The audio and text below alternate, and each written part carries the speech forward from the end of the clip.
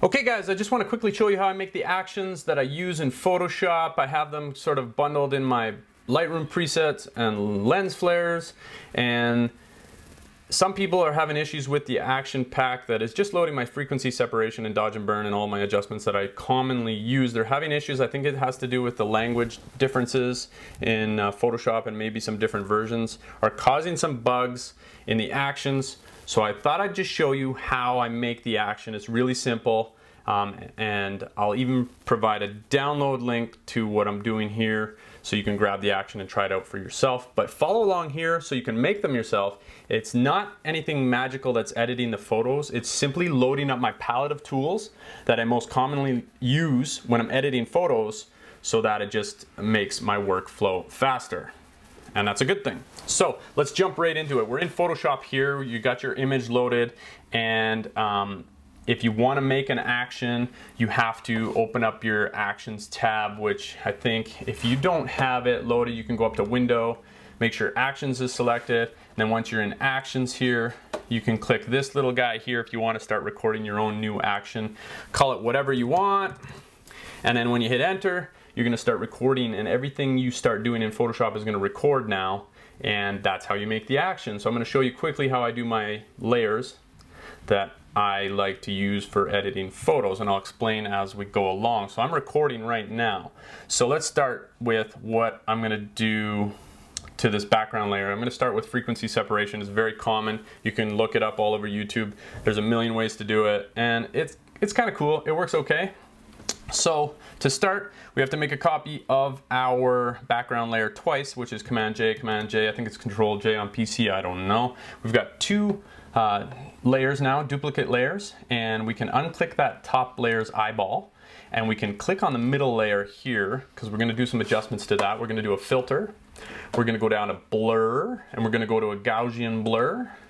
And now this setting is image specific, I would say. It depends on the resolution of your image, the size of your image, and how cropped in, whether you're working on a face or a body.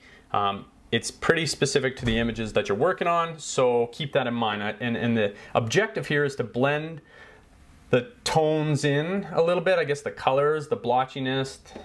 You want to kind of blend it so it becomes one. You do not want to go crazy with this tool. So I'm going to go in around, looking at Paxton's face here, I'm going to go around 12 pixels. I think in my action pack I'm more closer to like 20 pixels or something like that. Do what works for you, play around with it, experiment. But we're going to go with 12 pixels here on this one. We're going to click OK. Now I haven't done this in a long time, this frequency separation stuff, so hopefully I remember how to do it. We are going to jump back onto the top layer, put the eyeball back on, and we're now going to go to Image, and it's Apply Image, and then inside Apply Image here, you want to start with your layer module here, or whatever, drop down, and you want to pick the middle one, which is layer 1. Now a lot of guys will start renaming your layers to high frequency and low frequency separation, but for now you don't need to do that. Just remember that we want the middle layer. And then your blending mode here is going to be subtract. So make sure you select subtract.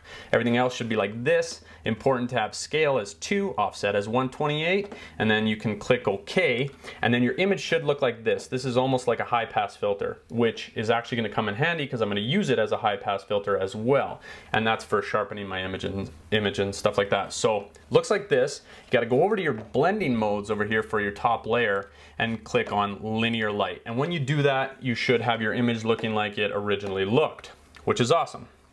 And then now we can go ahead and name our layers, and this might be where the language pack thing causes an issue with this action. I'm not too sure, but typically this one's called high, freak, and then this middle layer, I'm actually going to call it sharp mask. And there's a lot of tutorials on frequency separation, and a lot of people do it a lot of different ways. I tend to just do my own thing, my own way, but there's a lot of people that are jumping onto this middle layer here and doing a lot of fancy blur adjustments to do their skin touch-ups. I tend to leave this alone and work solely on my high frequency area, or high frequency layer, with the Band-Aid tool or whatever you call it. the spot brush tool, kind of similar to clone stamp. A lot of people use clone stamp when working on frequency separation and stuff like that. But the reason why I'm calling the middle layer the sharp mask is because it's kind of like the high pass. I stick a mask on it right here, and when you work on that mask, removing that layer, it reveals a very contrasty, sharpened version of the image. So that's where I'm going to use this mask to start applying sharpness where I want it, whether it be on the skin, the lips, the eyeballs, stuff like that, depending on where you want to add sharpness. Everybody kind of does it differently. I tend to like to sharpen the eyes a bit, you know, eyebrows, sometimes freckles and skin texture I like to sharpen a bit, and lips are good to sharpen too, and sometimes clothing texture. You don't want to sharpen out of focus areas like the bokeh in the background and stuff like that, but let's keep going because we've got this recording. And what else do I like to do? So I've got my sharp mask layer. So that's basically frequency separation, all loaded up, ready to go. And now you can work on those two layers with a multitude of different tools and techniques in Photoshop to edit your skin. I'm going to show you in a sec, but first we're going to keep this action going with one of the most important things to know and learn and experiment with in photo editing is dodge and burn. And there's a million different ways to do it in Photoshop. My preference is using curve adjustment layers. So we're gonna do that. We're gonna add those curve adjustment layers to this action pack. So I just go down here to my adjustment layers, I go to curves. Dodge is accentuating the highlights. So we're gonna grab the curve and bring it up, make it bright, just like that. And then we're going to command I to invert that layer just so that we can paint it on later as that. Now we need a burn layer. So we're going to go again, adjustment layers, curves. We're going to grab that and bring it down to start working in the shadow areas. And command I to invert that mask. And now we're back to our normal image that we can start painting on with dodge and burn if we want to. So we can call this guy burn so we don't get confused, and this guy can be called dodge. So now we've got those all loaded in this action that we're still recording, I believe. If we click over actions here, this might screw me up a little bit. Now, the only other thing you'll notice in some of my tutorials, I have a whole bunch of layers that load up in my action, and all I'm doing is loading adjustment layers that I commonly use, especially for color correction and stuff like that. So I'll go down here and I'll add my hue saturation layer, and I'll add a color balance layer, and whatever adjustment layers you like to use. There's a whole bunch of them. I love selective color too. These are all great adjustment layers, and they're simple to click on and load up, so it's not saving you a heck of a lot of time, but I just load them in there anyways, because then all I have to do is hit play on that action and it loads my entire palette of tools, and I can just get to work on the image here. So that's pretty much it. Now the other thing I like to do here is I like to take, we're going to shift select all of those and command G. So I'm grouping all of those adjustment layers, all of the layers that I work on, into a separate group so that I can easily see the before and after by hitting the eyeball, or I can also blend it in, or I can throw a mask on here and paint it in if I've maybe edited too far, I want to revert back to the original. There's a million ways you can do these things, but that's essentially how I make the actions. And that's it. That's my action. So I'm going to stop this like so. And now let's test it out actually really quick here. So we called it whatever, I guess, in my default actions. So I'm going to take this entire group and I'm going to delete it.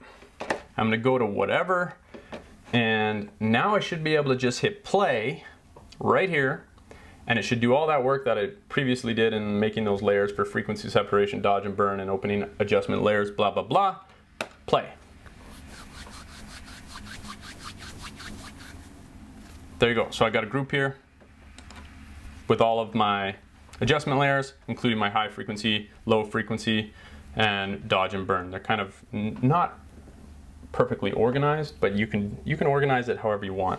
But that's essentially how you make the actions, and then I can show you a little bit of how I commonly use it. So like, as I said, high frequency is the layer I tend to work on for skin touch-ups, and it's something you want to use not too much of. Okay, use it sparingly. Don't go crazy with editing. Don't go crazy with anything when it comes to editing. I find less is more. When you're learning, when I'm learning, and still I'm always learning, I tend to over edit. And I still over edit when I'm learning new techniques. It's kind of fun. That's just the process of learning, I guess. But that's why it's beautiful to have your opacity sliders on your different layers, because you can over edit the crap out of it and then just blend it back into the original. So on high frequency layer, the tool I commonly use is like Clone Stamp. They call it the healing brush tool. It's J on your keyboard. And then with J on your keyboard, I can just simply alt click the areas that I like onto the areas I don't like, and maybe get rid of blemishes. See, I'm working on Paxton, which is terrible because she's already got flawless skin. I tend to do this all the time, but anyways, here's an easy one. Let's get rid of this piece of hair.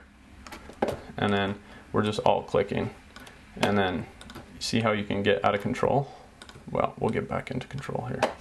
There. That was quickly getting rid of hair and stuff like that, and you can go crazy and do your skin touch-ups with frequency separation if you want. I tend to not like to do a lot of damage to the image, and frequency separation is very destructive, so be careful with that. A lot of people there's those techniques where you blur on this middle layer, which is the low frequency layer, or we call it sharp mask. They use these blurring techniques to blend the tones, and I see it works really well. I'd actually like somebody to comment down below on why I can't get it to work, because I follow the tutorials to the T, and when I'm blurring a section of the skin, it does nothing. So I don't even know how to use that layer, but it's very destructive anyway, so I don't even bother with it. I just tend to do the old school dodge and burn to blend the highlights and the shadows in areas that I want it blended, right? So, I mean, dodge and burn technique is really just about accentuating the highlights and even maybe the shadows, blending some areas together to make it look more aesthetically pleasing. And there's not a really good way to teach dodge and burn. I would say it's kind of like you just have to do it and get a basic understanding of where on the face you want to highlight and where you don't, and where you want to accentuate shadows and where you don't. I guess a really good tip would be to jump on YouTube and jump on a makeup channel and follow one of their contouring tutorials, because it's kind of similar. Where girls tend to contour their makeup is kind of how you dodge and burn in Photoshop for portraits. But again, less is more. I like, you know, raw natural beauty, so I tend to not edit too much. And as you guys know, most of my tones and stuff come from my Lightroom presets, which I absolutely love. So I rely on that a little bit. So this group of palette, or this palette of tools that I have loaded here, is just my go-to tools for editing photos. And you know, everybody's got a different way of doing things in Photoshop. So choose what works for you. This is what works for me. I'll jump on to high frequency with a J on the keyboard. And I don't know, let's do some extreme harsh editing on her just to show you if you want to go crazy. We'll get rid of the darkness under her eyes a little bit here. And we'll just get rid of that a bit. Maybe blend that in a bit. See, gotta be careful with this tool. Get rid of that. This is like harsh editing though, like I'm going crazy, but really, I mean, honestly, on Paxton you don't have to edit anything. But some people you do have to fix up a lot of blemishes and stuff like that. And then dodge and burn, so we can jump on burn. I'll show you how I use burn. So burn, we're working in the mask here, and it's a black mask, so we want to reveal what's under that black mask, and you do that with a white paintbrush. So you select B on your keyboard for brush and make sure it's white, because we're working on a black mask. And then I like to stick my flow around 3 or 4% is the magic number for me. Obviously opacity's at 100 for me. I can hear an alarm going off. And what are we on? We're on burn. So burn, you're just basically painting in the shadows there. Oh, I don't know how my mode went to vivid light. Let's just go to normal here. There we go. So now you can do stuff like accentuate the eyebrows, make them darker, just give some darker shadows, and that provides a more natural looking contrast instead of actually using the contrast adjustment layers and stuff like that. And then places that are fun to dodge, same technique, black mask, white brush with a 4% flow. We can brighten up the eye a little bit. I mean, she's already got crazy eyes that just light up, which is awesome. The bottom lip usually gets a highlight. The upper top lip gets a highlight. The nose usually gets that highlight. The cheeks right here get a highlight. The chin right there gets a highlight. Forehead gets a highlight and stuff like that. And you gotta experiment. And you can even go hit the highlights of the clothes, you know. And this is just something that you just gotta do to get a feel for. And then we can go back to burn and create some shadows. And burn will help to bring out her freckles quite a bit too. But it's really about just accentuating highlights and shadows in the more aesthetically pleasing areas. And also if you have harsh blotchiness, you can blend them together using dodge and burn. Guys are using frequency separation for that. I tend not to, but that's really just all I wanted to explain here. Obviously with this action pack I made, I can jump into my color balance layers and my hue saturation layers and my selective color layers. Those are the three common layers that I use for color correcting my images. I love them, so I encourage you guys to use those layers and experiment with them. It's just a matter of going through them and picking slider adjustments that you like.